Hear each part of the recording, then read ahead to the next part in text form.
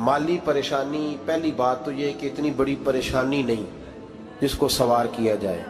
आयत पढ़ूंगा कुरान पाक की और मेरा ख्याल है कि बहुत सारी परेशानियां तो कुरान मजीद के लफ्ज़ों से दूर हो जाएंगी। सूरह हूद है, उसकी आयत नंबर 6 है, 12वें सिपारे की पहली आयत है। क्या अंदाज है और मेरे रब का कितना मन मोह लेने वाला और दिल को छू लेने वाला अंदाज है। रब करीम ने फरमाया वमा मिन दाब्बतिन फिल अर्द, फरमाया नहीं ज़मीन पर कोई भी ऐसा चलने वाला, ज़मीन पर कोई ऐसा नहीं जो चलता हो, इल्ला अलल्लाहि रिज़्कुहा, जिसका रिस्क अल्लाह ने अपने ज़िम्मे न लिया हो। ज़मीन पे कोई चलने वाला ऐसा नहीं जिसके रिस्क की जिम्मेदारी रब करीम की ना हो। जिम्मेदारी रिस्क किसकी है? बोल के बताएं, बोल के किसकी जिम्मेदारी है जी? अल्लाह। देखिए गौर फरमाएं, यहाँ मुफस्सिरीन ने एक बात लिखी है इस आयत के तहत कि फरमाया जो ज़मीन पे चलने वाला है उसका रिस्क अल्लाह के ज़िम्मे। फरमाते हैं कि ये अल्लाह ने हमारी अकल के मुताबिक हमसे बात की, वरना आसमानों में जितनी मखलूक है रिस्क उसका भी अल्लाह के ज़िम्मे ही है। यहाँ जो फिल अर्द के लफ्ज़ है ज़मीन पे, वो हमें समझाने के लिए कि तुमने तो सिर्फ ये दुनिया देखी है ना, तो जिसको तुमने देखा है वो सब खाते अल्लाह का दिया हुआ ही है। तो जो हमने देखा था रब करीम ने उसके मुताबिक हमें समझा दिया। फरमाया कुछ तो तुमने देखे ही नहीं, चलो उनकी तुमसे बात नहीं करते, पर जो तुमने देखे हैं उन सब का रिस्क किसके जिम्मे है? अल्लाह के। मेरे रसूल करीम सैयद आलम सल्लल्लाहु ताला अलैहि वसल्लम कुरान मजीद की जब तर्जुमानी करते, वजाहत करते, तो महबूब पाक सल्लल्लाहु अलैहि वसल्लम भी कोई इश्काल रहने नहीं देते थे, कोई इश्काल नहीं रहने देते थे। मेरे महबूब करीम अलैहिस्सलातु सलाम ने फरमाया अल्लाह पे भरोसा रख के सवेरे निकल जाना रिस्क की तलाश में। किस पे भरोसा रखना है? निकलना तुम्हारे जिम्मे है। ये ना कहना कि घर बैठूंगा तो यही आएगा, निकलना तुम्हारी जिम्मेदारी है। जितनी जिम्मेदारी है वो पूरी करना। अल्लाह पे भरोसा करके निकल जाना तुम्हारी जिम्मेदारी है। रब का जिम्मा है तुम्हें रिस्क देना, वो जरूर तुम्हें रिस्क पहुंचाएगा। या रसूल अल्लाह सल्लल्लाहु अलैहि वसल्लम किस तरह पहुंचेगा? तो जरा हुजूर के लफ्जों का हुस्न भी देखिए। नबी पाक सल्लल्लाहु अलैहि वसल्लम ने फरमाया जिस तरह मौत तुम्हें ढूंढ लेती है ना कि तुम कहाँ मौजूद हो, जब वक्त आता है तो इंसान पाकिस्तान में हो तब भी आ जाता है, जद्दा में हो तब भी आ जाता है, मक्का में हो या मदीना तय्यबा में वक्त फिर भी आ जाता है। फरमाया जिस तरह मौत तुम जहां भी हो तुम तक पहुंच जाती है ना, इस तरह तुम्हारा रिस्क भी तुम जहां मौजूद होते हो अल्लाह वहां पहुंचा देता है, पहुंचा देता है। तो या रसूल अल्लाह सल्लल्लाहु अलैहि वसल्लम किस अंदाज में? तो फरमाया निकल जाना तुम्हारी जिम्मेदारी है। फरमाया सवेरे परिंदे भी निकल जाते हैं और शाम को जब लौटते हैं तो अल्लाह उन्हें पेट भर के रोजी अता फरमाता है। हालांकि उनको नहीं पता होता हमारा कारखाना कहाँ है, हमने कहाँ जाके मजदूरी करनी है। उनको नहीं पता होता कि हमारा दफ्तर कहाँ है, हमने किस ऑफिस में बैठना है। उनको नहीं पता होता कि हमने कहाँ जाके माल खरीदना है और कहाँ से हमने फिर उसको दोबारा बेचना है। उन्हें खबर नहीं होती, अल्लाह पे भरोसा करके निकल जाते हैं। निकलना तो तेरे जिम्मे है कि नहीं? फरमाया वो तू ड्यूटी कर, शाम को अल्लाह जो रब परिंदों को रोजी देता है वो तुझे भी अता फरमाएगा। मैं कहता हूँ सोच कितनी कमजोर है उस आदमी की जो कहता है कैसे मिलेगा। कितनी कमजोर सोच है। जो रब बैल को रोजी देता है, बकरी को रोजी देता है, इस जमीन इस धरती पे अगर बसने वाला ऊंट भूखा नहीं सोता, चले ये तो पालतू जानवर होते हैं, इस धरती पर बसने वाली अगर बिल्ली और कुत्ता रोटी खा के सोते हैं तो तू तो अशरफुल मखलूकात है। तूने अपने ज़हन में क्या टेंशन पाल लिया कि नहीं आएगा तो मर जाऊंगा, क्या बनेगा, किस तरह होगा? तू क्यों इतना परेशान हो गया? भाई माली परेशानी सबसे ज्यादा उस बंदे ने ओढ़ ली है जिसकी तवक्कुल की बात कमजोर हो गई है। तू सीधी तवज्जो अपने रब करीम की जानिब रख, सीधी तवज्जो अल्लाह की जानिब कर। रब फरमाता है जिम्मा तेरा नहीं, जिम्मा मेरा। लेकिन ना तनख्वाह एक आती है घर में, जब एक बच्चा होता है तो तब भी काम चलता है, जब अल्लाह 2 बच्चे दे दे फिर भी उस तनख्वाह से काम चलता है, जब 3 हो जाए फिर भी चलता है, जब 4 हो जाए नहीं। आप ना भी बोले तो बात तो सही है, बहरहाल काम फिर भी چلے اسی تنخواہ میں سے جب بندہ بڑے بیٹے کی شادی کر کے بہو بیاہ کے لے آئے تو پھر بھی کام چلتا ہے، اور جب اس بیٹے کو اللہ بچے عطا کر دے تو اسی گھر میں، اسی آنگن میں، اسی چھت کے نیچے کام چلتا ہے۔ تو پھر تو مان جانا کہ چلانے والا تو نہیں، چلانے والا کوئی اور ہے۔ پھر تو مان جا کے چلانے والا کوئی تو اس وقت جب تنخواہ تیری لگی تھی تو کہتا تھا ابا ابھی میری شادی نہ کر، میں بیوی کو کیسے کھلاؤں گا؟ تو وہی شخص ہے جس کی چھت کے نیچے پھر 1.5 درجن پوتے بھی پل رہے ہیں اور گزارا ان کا بھی ہو رہا ہے۔ تو رزق کا ذمہ کس کا ہے؟ اللہ کا ذمہ۔ اب ہمیں پتہ ہے پہلی بات تو پریشانی اس لیے اتار دینی چاہیے کہ ذمہ ہمارا ہے ہی نہیں۔ اب دوسری بات یہ کہ ذمہ داری کس کی ہے؟ اللہ حکیم بھی ہے اور علیم بھی ہے، حکیم بھی ہے اور جانتا بھی ہے اور اسے پتا بھی ہے کہ دینا کس طرح ہے۔ اب ہم پتہ کیا کہتے ہیں؟ کہتے ہیں وہ جو بندہ پجاروں میں بیٹھا ہے وہاں اسے نہیں بیٹھنا چاہیے تھا، وہ میرا حق تھا۔ تجھے زیادہ پتا ہے کہ اللہ کو؟ بول کے بتانا کس کو پتا زیادہ ہے؟ کیوں جی؟ تو آپ اصل ٹینشن پتہ کب لگتی ہے؟ جب بندے کہتے ہیں نہیں وہ پجاروں میری تھی، میرا حق تھا۔ وہ جب گزرتی ہے نا پاس سے مہران کے تو مہران والا ٹینشن بڑی لیتا ہے، حالانکہ اللہ کو زیادہ پتا ہے کہ وہ حق۔ ایک بات اپنے ذہن میں یاد رکھ لے، رٹ لے کہ جو میرے لیے بہتر تھا میرے رب نے مجھے دے دیا، تو بات ختم ہو گئی۔ بس وصل اچھا ہے نہ فراق اچھا ہے، یار جس حال میں رکھے وہی حال اچھا ہے۔ بس جو میرے حق میں بہتر تھا میرے رب نے مجھے، مسئلہ یہ ہے کہ تو اس پہ راضی ہونے کو تیار نہیں۔ حضرت علی کرم اللہ تعالیٰ وجہ الکریم نے میرے نبی پاک کی ایک حدیث بیان کی ہے، اور جناب علی جب یہ حدیث بیان کیا کرتے تھے تو حضرت مجاہد فرماتے ہیں یوں لگتا تھا کہ جیسے حضرت علی ہمیں ہر پریشانی سے نکال رہے ہیں۔ مولا علی شیر خدا رضی اللہ تعالیٰ عنہ فرماتے ہیں کہ مجھے میرے نبی پاک صلی اللہ علیہ وسلم نے ایک طریقہ دیا تھا ٹینشن فری ہونے کا۔ آپ فرماتے ہیں مجھے تو بڑا راس آیا ہے، تم بھی اگر کر لو گے تو تمہیں بھی فائدہ دے گا۔ کہا وہ کیا؟ حضرت علی کہنے لگے محبوب علیہ السلام نے فرمایا تھا لوگوں تم اللہ کے دیے ہوئے تھوڑے رزق پہ راضی ہو جاؤ، وہ تمہاری تھوڑی عبادت سے تم سے راضی ہو جایا کرو۔ بس تم 2 نفل بھی پڑھو گے تو اللہ راضی ہو جائے گا، تم 1 رکوع بھی سویرے اٹھ کے پڑھو گے تو وہ راضی ہو جائے گا، وہ تمہارے 313 درود شریف سے راضی ہو جائے گا، تم اس کے دیے ہوئے تھوڑے رزق سے راضی ہو جاؤ۔ ٹینشن اس لیے ہوتی ہے کہ ہم راضی نہیں جو اس نے ہمیں دیا ہے۔ وہ حال میں مزید کی جو دوڑ ہے نا، حال میں مزید کی، بے قدرہ کچھ قدر نہ جاتی، کیتی خوب تسلی ہو، دنیا دار پجاری زردے، کتیاں دے گل ٹلی ہو، بک بک روشن اکھیاں تکیوں ویک حویلی کلی ہو، تے کوچ نصیر اساں جد کیتی پہ جانی تھر تھلی ہو۔ تو یاد رکھیں یہ جو ہے نا مصیبت کے مال آ کیوں نہیں رہا، وہ سامنے والا پلاٹ میرے گھر کے سامنے ہے گھر کے سامنے، پر رجسٹری میرے نام کیوں نہیں؟ یہ مصیبت سانس نہیں لینے دیتی۔ موٹر سائیکل کھڑی کرتا ہے نا جب آ کے دکان سے روٹی کھانے آتا ہے، دفتر سے گھر آتا ہے، کاروبار سے آتا ہے، تو جہاں موٹر سائیکل کھڑی کرتا ہے وہ ٹینشن بڑی ہے کہ کبھی میری ہو جائے نا یہ والی جگہ، تو میں یہاں بھی بورڈ لگاؤں اپنے نام۔ اس نے مالی پریشانی پیدا کی۔ تو جس حال میں ہے، کیونکہ تو نے اپنا یہ حال خود نہیں بنایا، جس نے بنایا ہے وہ بڑا بہتر جانتا تھا کہ تو اسی حال میں اسے اچھا لگتا ہے۔ تو اسے اسی حال میں، ایک بزرگ تھے تو ان کی طبیعت بڑی علیل ہوگی، بیمار ہو گئے تو اللہ نے آزمائش دی تو کیڑے پڑ گئے وجود میں۔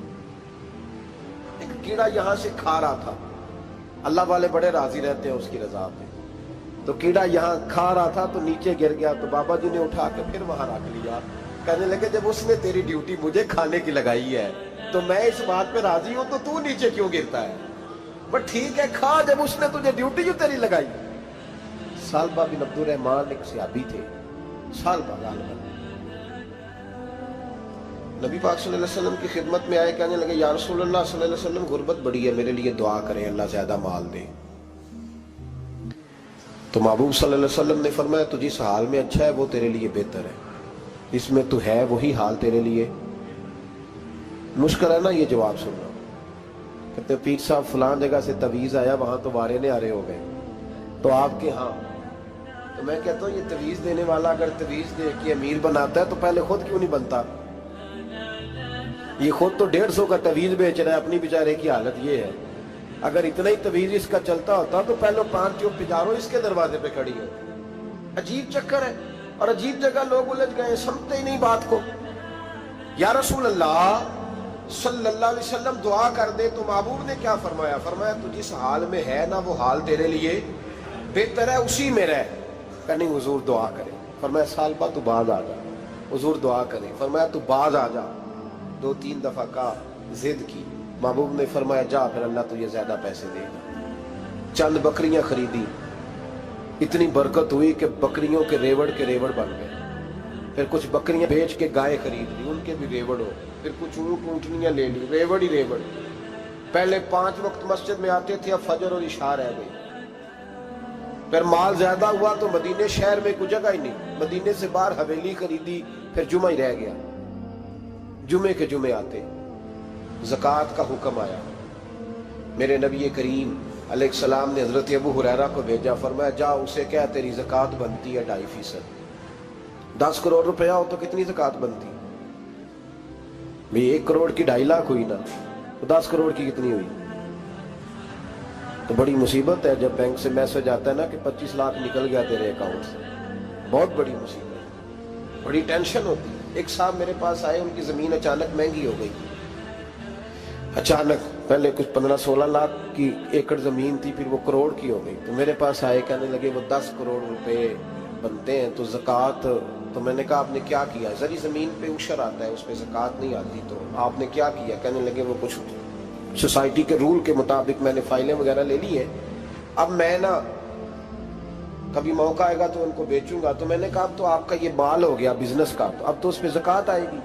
10 کروڑ پہ جب 25 لاکھ سنا تو کہنے لگے فوراً دینی پڑتی ہے کہ تھوڑی تھوڑی سے بھی کام چل جاتا ہے؟ تو میں ان کا چہرہ دیکھنے لگا، میں نے کہا نہیں وہ تو آپ کو پتہ ہے، ویسے حضرت عمر فرمایا کرتے تھے بانٹ کے نہ دو، کوشش کرو کسی ایک کو ہی دو، چلو کسی کا تو کچھ بن جائے، تو ایک کو ہی دینی چاہیے۔ کہنے لگے تو مطلب یہ ایسا ہی حکم ہے؟ میں نے کہا آپ کسی اور سے تحقیق کر لیں۔ اب یہ بھائی لیتے وقت نہیں تجھے ٹینشن ہوئی کہ 15 لاکھ کا کروڑ ہو گیا، تو اس وقت گدی تو نے کہا کہ یا اللہ، تو یہ کیسی سوچ ہے مسلمان؟ کس طرح کا اس کا؟ ہمارے ہاں جب کسی آدمی پہ حالات خراب ہوتے ہیں نا تو سب سے پہلے وہ اس طرح کرتا ہے کہ جو میں کہیں اللہ کے راستے میں دیتا ہوں پہلے اسے بند کروں۔ جس راستے تجھے آ رہا تھا پہلے تو نے وہ راستہ بلاک کیا۔ حضرت اسماء بنت ابی بکر صدیق کہتی ہیں میں حضور کو مسجد کے لیے، ادارے کے لیے، صحابہ صفہ کے لیے کچھ دے رہی تھی، تو میں نے گننا شروع کیا تو حضور مسکرانے لگے۔ حضور مسکراتے کیوں ہیں؟ تو فرمانے لگی، محبوب فرمانے لگے اسماء اللہ کے راستے میں گن گن کے نہ دیا کر، ورنہ وہ بھی تجھے گن گن کے دے گا، تو اس کے راستے میں بے حساب دے، وہ بھی تجھے بے حساب ہی عطا فرمائے۔ لیکن پہلے یہ والا پہلے دروازہ بند کرو، یہاں سے پیسے ختم ہو رہے ہیں، تو اس طرح کرنا بھائی۔ اس دفعہ سوٹ ذرا گرمیوں والے نہ خرید، لیکن جو تو اللہ کے راستے میں دے رہا ہے اسے دیتا رہے۔ لیکن ہم اپنا نقصان کرتے ہیں، زیادتی کرتے ہیں اپنے ساتھ۔ میں نے آپ کو پہلے بھی بتایا تھا پیار کی بولی ہے، پھر بولتا ہوں۔ ایک بڑے بڑے پیار والے دوست ہیں، ایک دفعہ مجھے کہنے لگے کہ آپ کئی دفعہ اعلان کرتے ہیں تو مجھے اچھا نہیں لگتا، اور آپ ادارہ بھی بہت زیادہ بننے والا ہے، بڑی چیزیں میں دیکھتا ہوں جو ہوں تو بڑا نظام اچھا ہو جائے، آپ دعا کریں اللہ مجھے پیسے دے تو میں بڑے سارے خرچ کروں گا اس کے راستے میں۔ تو میں نے کہا یا اللہ اسے 10 کروڑ دے، یہ 9.5 کروڑ تیرے راستے میں دے دے گا۔ تو چپ کر گیا، جس طرح آپ نہیں کر گئے سارے، چپ کر گیا وہ بھی۔ اس نے کہا جی نہیں جی انشاءاللہ کریں گے۔ تو میں کیا پلیا جی دعا پہ ہوں دیا، ابھی تو وہ آئیں گے تو تب دیکھی جائے گی، تو یہیں اڑ گیا ہے۔ یعنی 9.5 کروڑ اللہ کے راستے میں خرچ کرنے کی دعا پہ بھی آمین کوئی نہیں کہتا کہ چلو آمین ہی کہہ دے۔ تو میں کہا تینوں تے 50 لاکھ بچتا سی پیا، لیکن تو اس سودے پہ تیار ہے۔ جب یہ سوچ ہوتی ہے، یہ غلط سوچ ہے، یہ بات تو اگر مسکرانے والی، لیکن یہ سوچ صحیح نہیں۔ حضرت عثمان غنی رضی اللہ تعالیٰ عنہ کہتے ہیں جس وقت نبی پاک صلی اللہ علیہ وسلم نے اعلان کیا نا جنگ کے موقع پر کہ 800 سپاہیوں کا خرچہ چاہیے، کہتے ہیں میرے پاس 600 کا تھا۔ یہاں ایک روایت میں حضور نے 1000 کا اعلان کیا تو میرے پاس 800 کا تھا۔ جب 2-3 دفعہ نبی پاک نے اعلان کیا تو کہتے ہیں میں نے کھڑے ہو کے کہا یا رسول اللہ پورا 800 میری طرف سے۔ کہتے میں نے 200 سپاہی کا خرچہ ادھار اٹھایا لیکن پورے 2 مہینے نہیں گزرے تھے، رب کریم نے مجھے کئی گنا کر کے پیسے واپس عطا فرما دیے۔ پر بات تو یہ ہے کہ تیری وہاں لو لگی ہو، تو تجارت کرتا ہے ان لوگوں کے ساتھ جو کیا دے سکتے۔ تو سالبہ کے پاس حضور نے پیغام بھیجا، پہلے تو کہا تیرے لیے بہتر نہیں مال، جب اصرار کیا تو بڑی برکت ہو گئی، بڑا آیا تو فرمایا زکوٰۃ دے، 2.5 زکوٰۃ ہے۔ جب سوچا کہ 5 اونٹوں پہ ایک بکری جائے گی اور بڑا سارا مجھے دینا پڑے گا، اب جب غور کیا تو یہ تو نہ کہا کہ میں نہیں دیتا۔ حضرت ابو ہریرہ سے کہنے لگے نبی کریم علیہ السلام کی خدمت میں عرض کرنا کہ میں خود آؤں گا۔ حضرت ابو ہریرہ نے آ کے عرض کی یا رسول اللہ صلی اللہ تعالی علیہ وسلم، حضور وہ کہتے تھے میں خود آؤں گا، تو کہتے ہیں محبوب نے ٹھنڈی سانس لی، فرمایا اسے کہا تھا کہ تیرے لیے مال بہتر نہیں، اب ہلاک ہو گیا ہے، ہائے افسوس ہلاک ہو گیا۔ ان کو بھی تھوڑی دیر کے بعد احساس ہوا کہ یہ میں نے کیا کیا، نبی پاک کو ہی کہہ دیا نہیں ہے، حضور کو کہہ دیا بعد میں آؤں گا۔ اب دوڑے آئے، عرض کی حضور میں سارا کچھ لے کے آئے ہوں، قبول کر لیں۔ محبوب نے فرمایا گویا بلال حبشی کی خشک کھجور بھی قبول ہے، اور صہیب رومی ایک اٹی باندھ کی لائے تو وہ بھی قبول ہے، اور عمار بن یاسر اور مصعب بن عمیر اگر 2 دینار دے جائیں اور کوئی پرانا جوڑا کسی سپاہی کے لیے چھوڑ جائے تو وہ بھی قبول ہے، لیکن تو اپنا لاکھوں لے کے چلا جا، تیرا کوئی نہیں قبول، معاف کر دیں۔ فرمایا جا معاف کیا، پر پیسے لے کے نہ آنا۔ اگلے سال پھر آئے، بندے ہوئے ہاتھ ہیں، محبوبہ میں دولت کا کیا کروں گا، آگ لگانی ہے، قبول کر لیں۔ فرمایا تو لے جا، تیرا نہیں قبول، گرا جو ان کی نگاہ سے وہ سنبھل نہیں سکتا۔ حضور نے وصال ظاہری کیا تو جناب صدیق اکبر کے پاس آئے، لاکھوں کا مال، ابو بکر قبول کر لو، تو جناب صدیق اکبر کہنے لگے اس کا کر لو جس کا نبی نے نہیں کیا، چل جا کوئی نہیں چاہیے۔ حضرت عمر کے زمانے میں قحط پڑ گیا، بارشیں نہیں ہوتی، غلہ نہیں ملتا، حالات خراب ہے، مالی طور پہ بحران آ گیا، غربتیں، مجبوریاں، تکلیفیں، آ کے روئے، عمر میرا قبول کر لو، مجھے معافی تو مل گئی تھی نا۔ فرمایا معافی اپنی جگہ پہ، پر جس کا مصطفیٰ نے قبول نہیں کیا۔ بہت سارے لوگوں کو پتہ ہی نہیں کہ ان کا قبول ہی نہیں ہوا، اور وہ الجھے ہوئے ہیں، انہیں خبر ہی نہیں کہ اصل بات کیا ہے۔ فرمایا جس کا مصطفیٰ کریم نے قبول نہیں کیا، اب ہیرے اور جواہرات بھی لے کے آئے تو بھوکے مریں گے، پر اس کا قبول، اس بات پہ راضی رہو، اس حال میں اللہ نے رکھا ہوا، اس حال میں راضی رہو۔ جو مصیبت ہے نا دیکھنی کہ وہ بھی میرے پاس، تمہیں کیا پتا، کبھی پوچھ تو صحیح اس سے وہ کس مصیبت کا شکار ہے، جو مالی طور پہ بڑا امیر ہے، تو اس کی طرف دیکھ کے اپنا دل برا کرتا ہے۔ بس جس حال میں رب نے رکھا ہے اس حال میں رہ۔ حضرت عثمان غنی کے زمانے میں تو وہ وصال کر گئے، لیکن بھائی تو جس حال میں تیرا رب تجھے رکھتا ہے اس حال میں رہ، تیری مالی پریشانیاں ختم ہو جائیں۔ میں نے پہلے بھی شاید آپ کو دفعہ کہا تھا، میں تعلیم سے فارغ ہوا تو میرے ایک استاد اور میرے کچھ دوست کہنے لگے افریقہ آ جائیں آپ، بھائی بہت بڑا ادارہ ہے، اس کو چلائیں، اس کو سنبھالیں۔ میری والدہ سے میں نے کہا، اس طبیعت ہوتی ہے نا انسان کی، میرا بھی دل لگ گیا۔ میری اماں پڑھی نہیں تھی لیکن اللہ نے دانائی بڑی عطا فرمائی، حکمت بڑی تھی، سیانی بڑی تھی، تو میں نے کہا اماں جی وہ مجھے ساؤتھ افریقہ کی دعوت ہو رہی ہے تو آپ کیا کہتی ہیں؟ تو اٹھ کے میرے پاس آ گئی اور مجھے انہوں نے اپنے بازوؤں میں لے لیا، پھر میرا ماتھا چوما، کہنے لگی پتر میں تے وال بھی نہ پوٹ کے دیوا کسی نے، ہم نے دولت کا کیا کرنا، تو اللہ کا نام لے کے کہیں بیٹھ جا، رب کریم رون کے لگا دے گا، خیر ہو جائے۔ تو میرے بھائی یاد رکھیں ان چیزوں سے تھوڑا سا دیکھیں نا، قناعت کریں، جو اللہ نے دیا اس پہ راضی ہو جائیں، اللہ بڑا مہربان ہے، وہ آسانیاں کر دیا کرتا ہے۔ تو یاد رکھیں میرے رسول کریم علیہ السلام نے ایک تو ہمیں درس یہ دیا ہے کہ تو سمجھ جا، قرآن نے ہمیں بتایا ہے کہ روزی تیری ذمہ داری نہیں، روزی کس کی ذمہ داری ہے؟ اللہ کی۔ اور دوسری بات یہ کہ جو اللہ نے تمہیں دیا ہے اس پہ تو راضی ہو جا، تیری مالی پریشانیاں ختم ہو جائیں۔ اور پھر حضور صلی اللہ علیہ وسلم نے فرمایا مذہبی طور پر جب دیکھو تو آگے دیکھو، اور دنیاوی طور پر جب دیکھو تو پیچھے دیکھو، پریشانی ختم ہوگی۔ مذہبی طور پر جب دیکھو، جو 5 نمازیں پڑھتا ہے وہ تہجد پڑھنے والے کو دیکھے، اور جو تہجد پڑھتا ہے وہ اشراق چاشت پڑھنے والے کو دیکھے، اور جو بندہ اشراق اور چاشت پڑھتا ہے پھر اس کو دیکھے جو سارا دن مصطفیٰ پہ درود پڑھتا ہے۔ ऊपर ऊपर देखे कि मैंने और नेक होना है और नेक, और जब माली मामला है तो फिर नीचे देख। अगर तू बैठा ना पजारों पे तो फिर टूडी वाले पे नजर कर, उसका क्या हाल है। और अगर तू वहां बैठा है तो देख मेहरान वाला भी तो गाड़ी चला ही रहा है। और अगर तू वहां है तो मोटरसाइकिल वाला देख, और तू वहां है तो फिर साइकिल वाले पे नजर। और अगर तू साइकिल वाला है तो पैदल वाले को देख। अगर तू किराए के मकान में रहता है तो फिर झोंपड़ी वाले को देख। और अगर तू झोंपड़ी में रहता है तो फिर भी परेशान ना होना, कुछ ऐसे भी हैं जिन्हें झोंपड़ी भी नसीब नहीं, जो सड़क पर लेटे हुए हैं। और अगर तू तंदुरुस्त है ना तो कभी जाके अस्पताल में देख हाल क्या है, लोग किस हाल में। तो हम शुक्र नहीं अदा करते, उसका नुकसान क्या होता है, नेमतें चली जाती हैं। अल्लाह फरमाते लाइन शकर तुम लाज़ीदन्नकुम, तो शुक्र अदा कर मैं नेमतों में इजाफा कर दूं। तो भाई माली परेशानी का तीसरा सबब ये है कि हम देखते हैं माली तौर पर ऊपर, तो फिर हमें तबीयत बिगड़ती है। और फिर माली परेशानियों के कुछ और असबाब भी हैं। इमाम शाफी फरमाते हैं जिन घरों में लोग फजर की नमाज के वक्त सोए होते हैं उन घरों में रिस्क नहीं आता। आप फरमाते हैं फजर का वक्त अल्लाह के देने का वक्त है, उस वक्त अल्लाह बांटता है। हुजूर सल्लल्लाहु अलैहि वसल्लम का फरमान है ना हदीस में कि तहज्जुद के वक्त अल्लाह पहले आसमान पे नुज़ूल जलाल फरमाता है जो उसकी शान के लायक है तहज्जुद के वक्त, और वो कहता है मांगो मैं तुम्हें अता करूंगा। लेने की बारी आए तो बंदा समेट समाट के अंदर घुस जाए।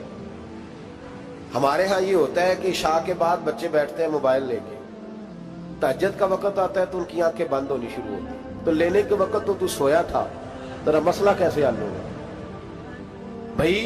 जब कोई आदमी खैरात बांट रहा हो तो जो प्याला पीछे कर ले उसे मिलेगा। कहते उस वक्त आना जब मैं बांट रहा था, अब तू किधर आ गया है। मिसाल दे रहा हूं। तो फजर का वक्त मांगने का है, तो सारी रात तो गुजर गई गेमें खेलते टीवी देखते, और जो लेने का वक्त था तू सो गया, तो कैसे आएगा तेरे पास। तो उठे सवेरे बंदों से मांग के देख लिया, बड़ी इज्जतें खराब हुई। फजर का वक्त उठ के झोली फैलाए। मेरे रसूल पाक अलैहिस्सलाम फरमाते हैं, रब फरमाते हैं जब बंदे मेरे आगे झोली फैलाते हैं मुझे शर्म आती है। किसे चुमे यार गुलाब ताई, किसे जाके कलीनो चुमे आए, किसे चुमे यार दिचो खटनो,